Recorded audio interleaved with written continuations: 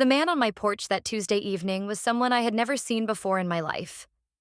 He was in his mid-60s, heavyset, wearing a gray suit that had been washed one too many times.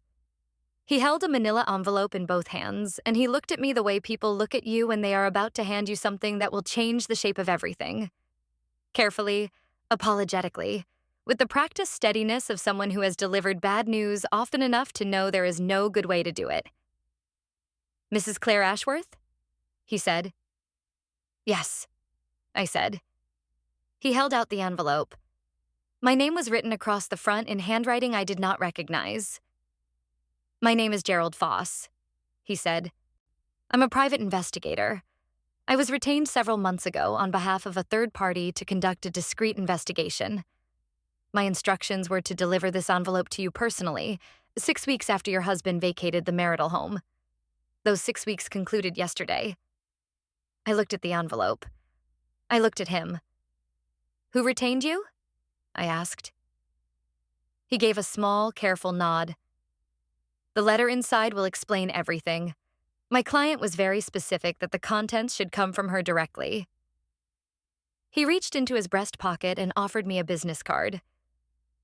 "If you have questions after reading, you're welcome to call me."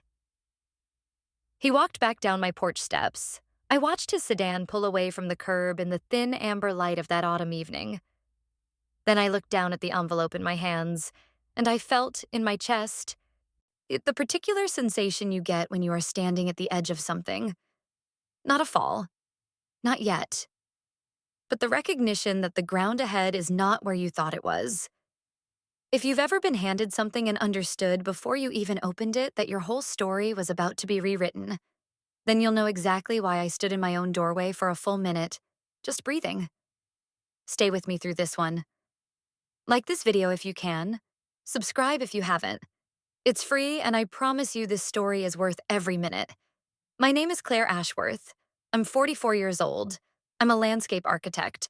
I design outdoor spaces for a living, which means I've spent my entire career thinking carefully about the way things grow, the way light falls, the way a space can make a person feel safe without them ever quite knowing why.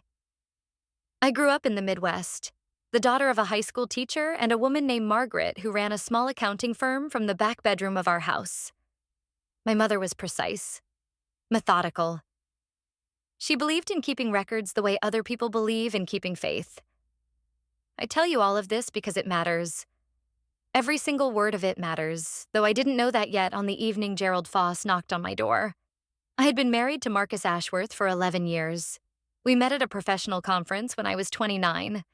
He was an urban planner. We were in adjacent fields, and there was a long, slow, pleasant period where we kept ending up at the same events before he finally said, over a plate of bad catering at a hotel in Cleveland, "I think we keep running into each other for a reason." I gave him my number. We were together for 2 years before we married. We were good together. I want to be honest about that part because it is true, and because the truth of it is what made everything else so hard to see. For a long time, Marcus was exactly who I thought he was. Warm, ambitious, occasionally frustrating in the particular way that driven people are frustrating, but fundamentally honest. He was the person I called when something went wrong. He was the person I wanted to tell things to first. What I did not understand, what I have spent the better part of a year slowly assembling, is how early the other version of him had existed alongside the version I knew, and how carefully, how patiently that other version had been waiting. The first real sign came about 2 years before he left. Not a dramatic sign. Nothing that would hold up in a courtroom or justify an accusation. Just a shift in frequency. The way a radio station drifts slightly off its signal, and the music is still there, still recognizable, but there is static underneath it now that wasn't there before. He became hard to reach during the day. Not always. Not in a way that invited direct confrontation. But where he had previously been reliably available, a call back within the hour, a text answered before I'd set my phone down. There were now gaps. Unexplained silences of 2 or 3 hours that he'd attribute to back-to-back meetings or a poor signal in a conference building.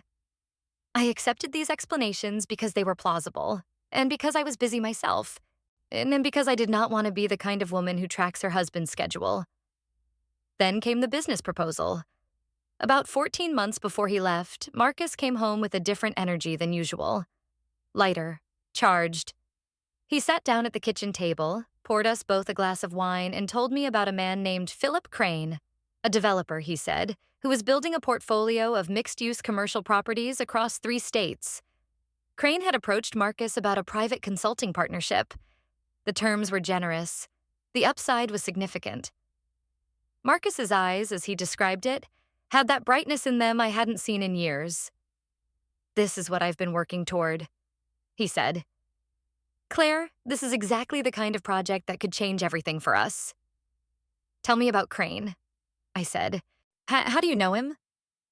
"We met at a conference in Denver about 3 years ago. I've watched him operate since then. He doesn't take on partners casually. The fact that he came to me means something." "How much are we talking about?" I asked. "To buy in." Marcus looked at me steadily. 140,000. I set my glass down. "That's most of our savings, Marcus." "It's an investment," he said. "Not a gift, not a gamble. A structured investment with documented returns." "Can I meet him?" I asked. "Before we decide anything." He agreed immediately. The dinner happened 3 weeks later at a restaurant downtown that was the kind of place where the menus have no prices on the women's copies, which I always find telling. Crane was charming, comprehensively, fluently charming, in a way that felt like watching a very polished performance and enjoying it despite yourself. He was well-dressed, articulate. He had a talent for making you feel, while he was speaking to you, that you were the most perceptive person in the room. I watched him carefully over that dinner. I always watch people carefully. You learn a great deal about a space from observing how people move through it, and you learn a great deal about a person from the habits they don't know they have. What I noticed about Philip Crane was this. He and Marcus did not behave like colleagues who had met at a conference 3 years ago. They moved like people who knew each other much longer and much more completely than that. They finished each other's sentences. When the wine arrived, Crane automatically poured Marcus's glass first. And twice. When I asked a pointed question about the financial structure of the partnership, Crane glanced at Marcus before answering. A quick, coordinating look that lasted less than a second, but that I saw clearly. I drove home that night with a feeling I could not name. Not alarm, not certainty. Just a low, persistent note of something not quite right, playing underneath everything else. "What did you think of him?" Marcus asked as we pulled into the driveway. "He's impressive," I said, because that was true. "But," Marcus said. "No, but," I said. "He's impressive." We transferred the funds 2 weeks later. $140,000 moved from our joint savings account into a business capital account Marcus had opened in both our names. At least, I believed it was in both our names. I signed documents. I did not read every page of every document with the attention I should have. This is the thing I return to most often, in the dark hours. Not the betrayal itself, but my own willingness to trust the summary instead of reading the fine print. After that, Marcus was consumed. His schedule became dense with meetings, site visits, calls. He traveled frequently. Weekend trips, extended stays in cities I wasn't invited to, because he said they were working trips, not the kind of thing that made sense to turn into a joint excursion. I accepted this. I was busy myself. I had a large municipal project that was taking most of my professional energy. We coexisted, pleasantly, politely, in the way that 2 competent adults can share a life while touching it at the surface without going any deeper. And then, in about 8 months after the investment, Marcus changed in a new way. This change was subtler and more disturbing than the others. He became lighter. There was a new ease in his movements, a warmth in his manner. Not directed at me exactly, but ambient, like a man who is carrying happiness from somewhere else into the spaces where I happen to also be. He started paying careful attention to his appearance. New clothes, a gym membership he actually used, a particular cologne I didn't recognize that he must have purchased himself because I had certainly never bought it for him. He was kinder to me during this period, deliberately, almost performatively kind, remembering small things, making considerate gestures, the attentiveness of a man managing a situation rather than living inside one. I noticed all of this. I told myself it was the business going well. I told myself that success agreed with him. I had a long, detailed conversation with myself about the nature of trust and the destructive potential of unfounded suspicion, and I concluded that I was overthinking things. I searched his phone once. I am not proud of it, but I want to be honest. I found nothing definitive, only the cleanness of a device that had been recently and methodically cleared. No long text threads, no email chains. His camera roll contained only professional photographs, building sites, renderings, site maps. The absence of normal accumulation, the ordinary digital sediment of a life, told me something. But an absence is not evidence. Not to anyone else. Not even fully to yourself. I went to therapy. I worked on what my therapist called my anxious hypervigilance. I planted a new garden. I cooked elaborate meals. I performed the role of a woman whose life was intact and found, to my increasing bewilderment, that the performance was becoming more demanding than it should have been. Marcus left on a Thursday morning in early September. He had asked me the previous evening to sit down with him, which I did at the kitchen table where we had eaten 11 years of ordinary meals together. He was composed. He had clearly prepared what he was going to say. "I've been doing a lot of thinking," he began, "about us, about where I am, where we are. I think we've grown in different directions, Claire. I think this marriage has run its course. I don't want to string this out or make it messier than it needs to be. I think we should separate." I sat very still. "Is there someone else?" I asked. He looked at me with an expression of calibrated compassion. "This isn't about someone else," he said. "This is about us, about what we've become, or what we haven't become." "That's not an answer to my question," I said. "There is no one else," he said. "This is about our marriage." I did not believe him. Not entirely.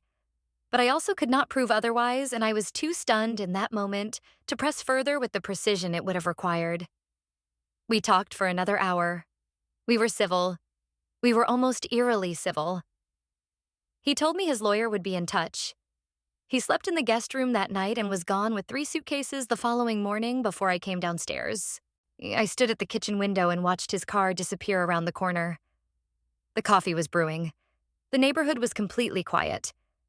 I had the strange, dislocated sensation of watching a film I had been inside for 11 years from the outside, suddenly, all at once.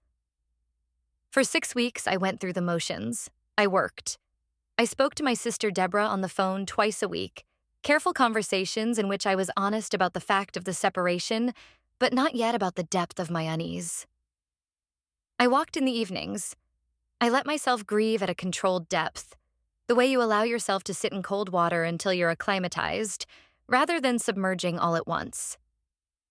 Then his lawyer's letter arrived. The proposed settlement was professionally composed and superficially reasonable. The house was addressed fairly. Our joint accounts fairly. My retirement fund, untouched. But near the end of the 3rd page, in language so clean and procedural it almost disguised what it was asking, came a provision I read 3 times before it fully registered.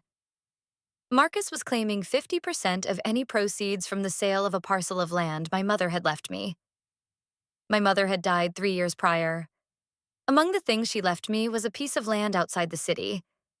Not large, not something I had ever thought of as particularly valuable. It had been her father's, passed down through the family. I had not done anything with it since her death because I was still, in some part of myself, not ready to make decisions about the things she had left behind. It sat in the edge of my awareness, patient and untouched. Marcus knew about this land. He had always known. And now here it was, in paragraph 7 of a divorce settlement, framed as a marital asset. I called my lawyer the same afternoon. Her name is Patricia Owens, 61 years old, compact. with the particular steely quality of a woman who has spent 4 decades watching people underestimate her. He's claiming half the inheritance land, I told her. On what grounds? She asked. Community property, I said. He's arguing it appreciated in value during the marriage. There was a brief silence. Has it? Patricia asked. I don't know, I said. I haven't had it assessed. I've never had reason to. Get it assessed, she said, this week. I was sitting with the lawyer's letter, with the assessment appointment I had scheduled, and with the weight of something I could feel but not yet see clearly, when Gerald Foss knocked on my door. I sat down on the hallway floor with the envelope in my lap and opened it carefully. Inside were 3 items: a handwritten letter, a folded sheaf of documents secured with a binder clip, and a small USB drive. I read the letter first. It was from a woman named Vera Ashworth, Marcus's aunt. I had met her twice in 11 years, once at a family Christmas in the early years of our marriage, once at a cousin's wedding. She was a quiet woman, watchful, the kind of person who positions herself in corners at gatherings and misses nothing. Marcus had always been slightly uncomfortable around her, in a way he never explained and I never pressed. The letter was dated 4 months before Marcus left. She wrote, Dear Claire, I am not someone who involves herself in other people's lives without serious reason, and I want you to understand that before you read any further. What I am about to share with you I have sat with for a long time, weighing what was mine to act on and what was not. I eventually concluded that silence, in this case, would itself be a form of harm. I hired Mr. Foss in March of this year after I overheard something I was not meant to hear. I asked him to deliver this to you 6 weeks after Marcus left, because I wanted you to have that time alone with the grief before I added the weight of the truth to it. I hope that was the right decision. I believe it was. What follows is what Mr. Foss found. I set the letter down and picked up the documents. The investigation had begun with something Vera overheard at a family dinner the previous spring. Marcus and his younger brother Daniel had been talking in the garden, on the other side of a hedgerow from where Vera sat alone on a bench. She had not heard everything, but she had heard the name Philip Crane. She had heard the word land. And she had heard Marcus say, clearly enough that she was certain of it. She trusts me completely. She'll never go through the paperwork herself. Vera had sat with what she'd heard for 6 weeks before she picked up the phone and called Gerald Foss. What Foss found, laid out in the documents I now held, was a scheme that was elegant in its design and devastating in its implications. Philip Crane was not primarily a developer, and he was a land broker, a man who identified undervalued parcels with mineral or commercial development potential and acquired them at well below market value through a series of legal and semi-legal maneuvers. He had done this across several counties over the course of 15 years, always operating through shell companies, always staying technically on the right side of a line he understood extremely well. The land my mother had left me had been quietly surveyed, without my knowledge, and assessed by a firm connected to one of Crane's shell companies. The assessment, filed under a corporate name I had never heard of, valued the parcel at approximately $640,000, more than 4 times any previous estimate. A new commercial development corridor had been quietly expanding toward that region for the past 2 years, and my mother's land sat directly in its projected path. Marcus had known this. Not suspected, known. Foss had traced a series of payments from the Crane Shell Company to a consulting account that Marcus had opened 17 months ago. An account I had no knowledge of. An account that was not in both our names. The payments totaled just under $90,000, labeled as consulting fees for property assessment and acquisition advisory services. The $140,000 we had transferred from our joint savings? Foss had traced it through the Crane partnership and found it returned to Marcus, quietly, 3 months later, through a different channel. Listed as a loan repayment. There was no real partnership. There was no real investment. There was only a paper trail designed to make Marcus look asset poor at the time of a divorce settlement, while simultaneously establishing that my inherited land was a marital asset worth fighting over. If the plan had worked, if I had signed the settlement without digging deeper, Marcus would have walked away with $300,000 or more of my mother's inheritance, leaving me to believe it was simply the fair resolution of a marriage that had run its course. I sat very still for a long time. There is a kind of pain that is too large for an immediate emotional response. It doesn't arrive as tears or rage.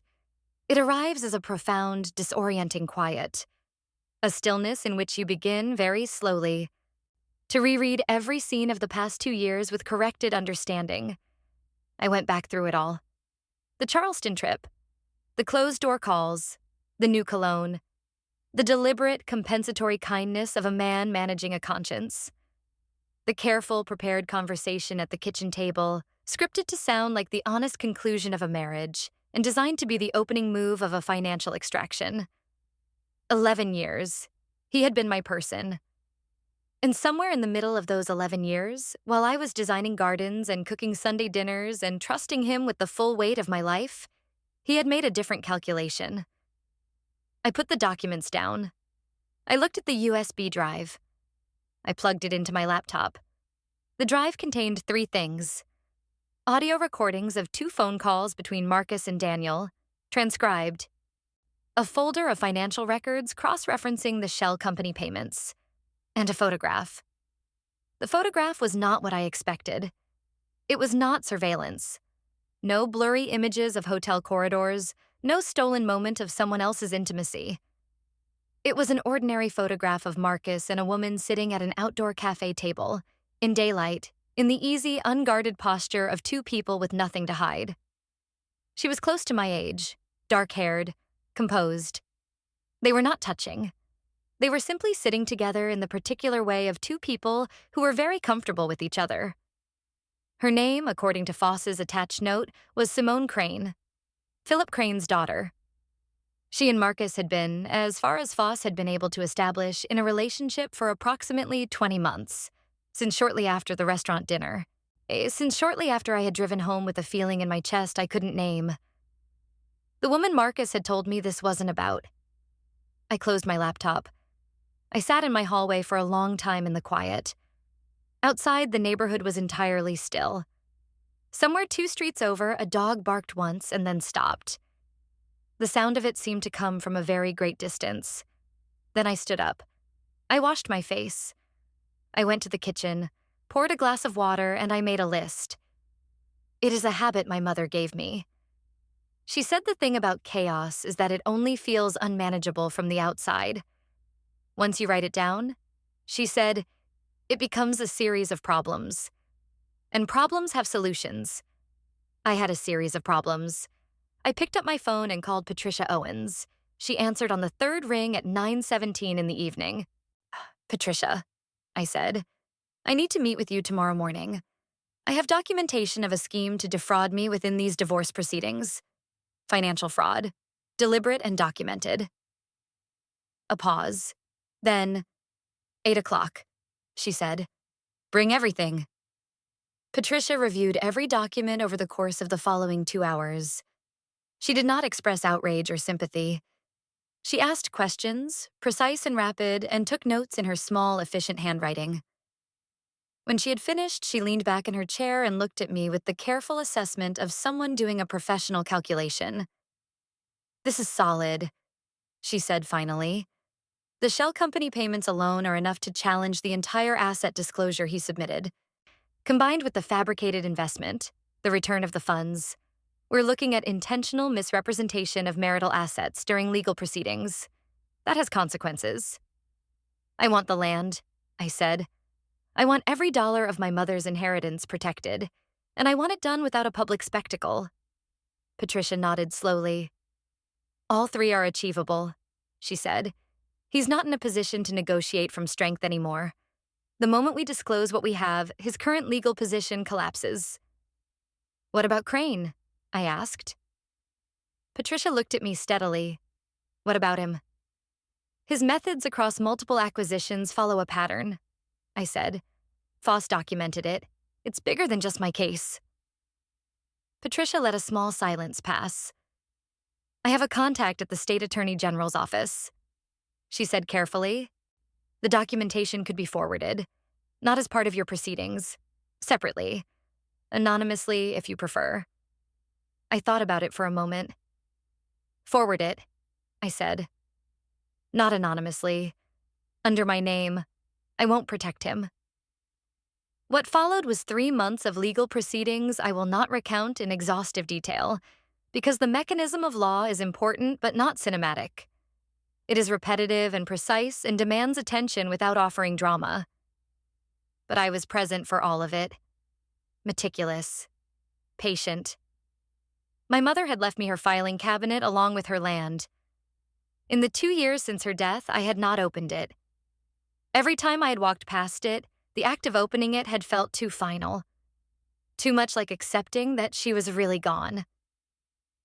I opened it the morning after my meeting with Patricia, and I spent 6 hours going through it. And she had kept everything. The original deed for the land going back to her father. Tax records spanning decades, survey documents, a handwritten ledger of every financial decision she had made regarding the property, from 1987 onward.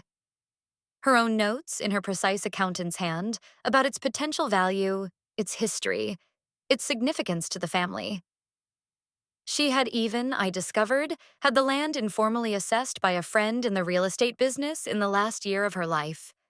The friend had noted its location relative to the developing commercial corridor and had written at the bottom of a handwritten letter she'd clipped to the assessment.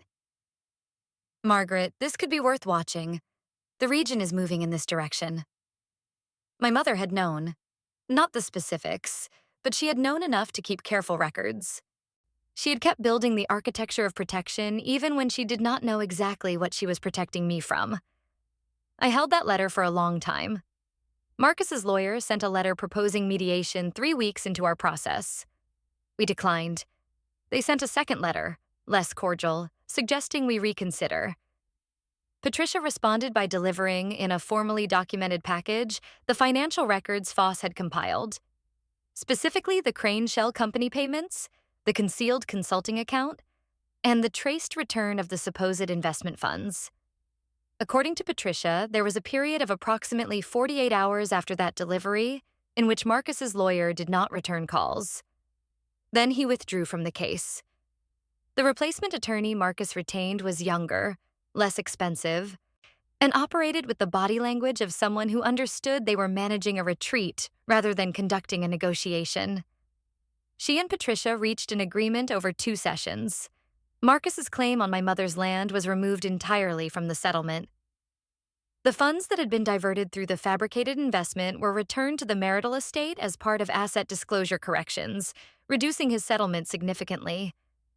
He received his fair and documented share of what we had genuinely built together, which was less than he had planned, but more than nothing, and rather more than I felt inclined to offer.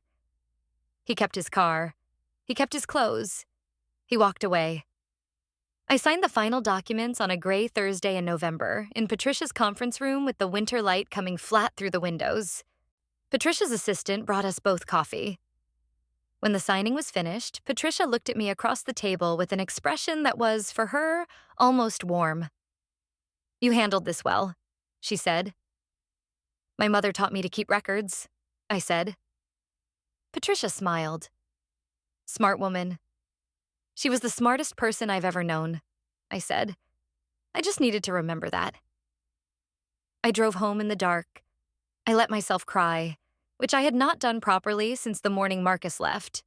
Not the controlled, managed grief I had permitted myself in the weeks after, but the real thing, the kind that starts somewhere deep and works its way out without asking permission. I cried for my marriage. I cried for the 11 years I had spent trusting someone who was, somewhere in the middle of them, constructing a way out at my expense.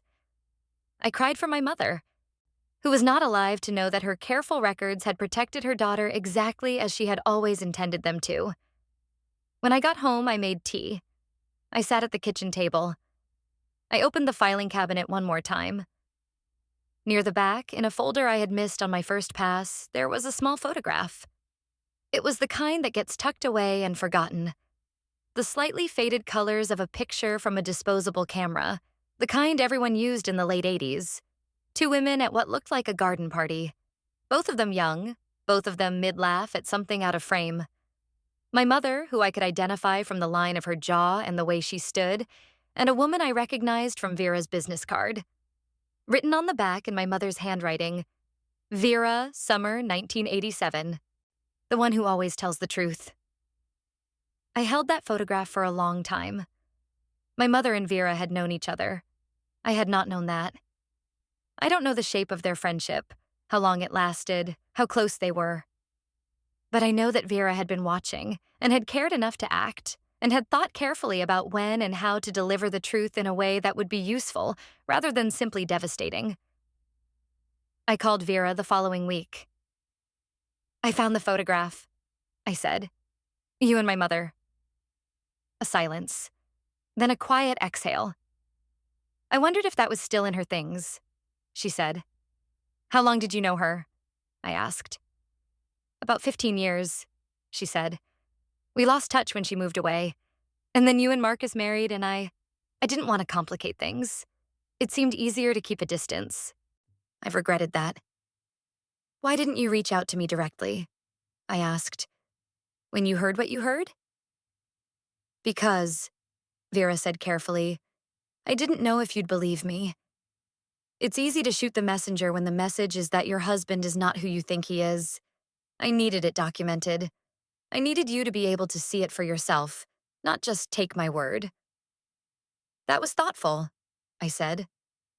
"Your mother would have done the same thing," Vera said. "She was always the one who thought 3 steps ahead." We talked for 2 more hours that day. We have talked every week since.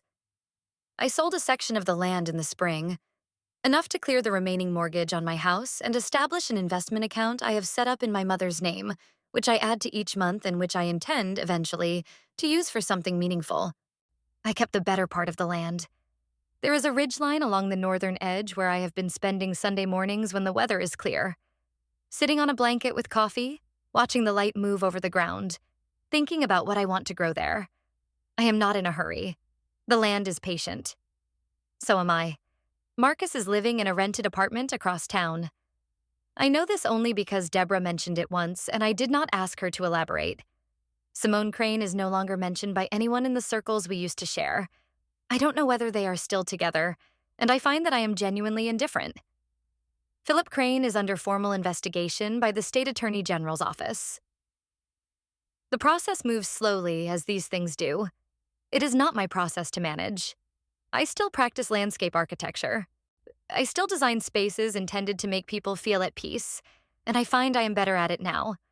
More attuned, somehow, to the distinction between a space that merely looks like safety and a space that actually provides it. These are different things. My clients, I think, feel the difference, though most of them could not explain why. I sleep better than I have in 2 years, not because the grief is gone. It isn't, not entirely, and I'm not sure it should be. But because the particular exhaustion of living at a remove from my own instincts is over. I know what I know. I trust what I perceive. I have stopped being so impressive at arguing myself out of things I already understand. My therapist, when I told her the full story, I sat quietly for a moment and then said, "How do you feel about the fact that it took someone else delivering evidence to you before you allowed yourself to act on what you'd already sensed?" It was a good question. I have sat with it many times. The honest answer is, I don't feel ashamed of it. I feel the weight of it, the cost of it, the 2 years of careful performance, the discipline of trust applied past the point where trust was warranted. But shame suggests I did something wrong, and I don't think trusting the person you are married to is wrong. I think the mistake was not in the trusting. It was in the arguing. It was every time I sat with a feeling that was telling me something true and chose instead to compose a counter-argument. I am done composing counter-arguments. The perennials I planted last spring came back this year without any help from me. Peonies and black-eyed Susans and a variety of Russian sage that I had been doubtful about in the first season. They returned. They were there when I looked for them, in the places I had put them, doing exactly what perennials do. Persisting, because that is their nature, because they were designed by something patient and long-thinking to come back. I think about my mother when I look at them. I think about the filing cabinet and the 40 years of careful records and the land she held onto without quite knowing why. and the friendship with Vera she maintained across decades of distance, and the handwritten note clipped to an informal assessment that said this could be worth watching. She did not know what was coming. She could not have. But she built. And with ordinary habits of precision and care, exactly the structure I needed when I needed it most. There is a kind of love in that, unglamorous, unheroic, methodical, that I am still learning to fully receive. Some truths come the way you expect, suddenly, loudly, all at once. Others come the way mine did, on a quiet Tuesday evening in autumn, in an envelope held by a stranger in a gray suit who has been waiting 6 weeks for the conditions to be right.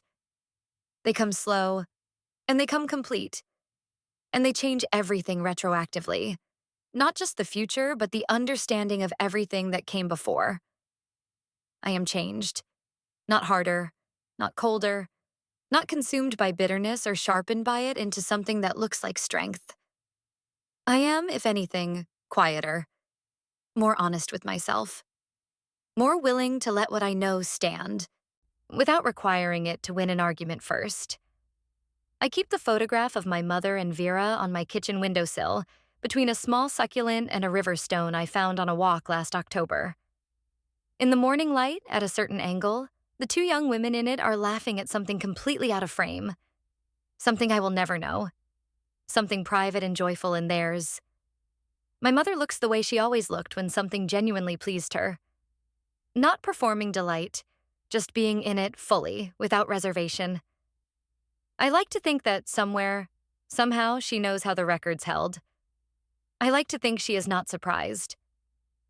If this story reached something in you, if you've ever carried a feeling you were too careful to trust, or loved someone who was building something quietly behind your back, please share this with someone who needs to hear it. Like this video and subscribe to the channel if you haven't already. It costs you nothing, and it means everything to me to know that these stories are finding the people they're meant for.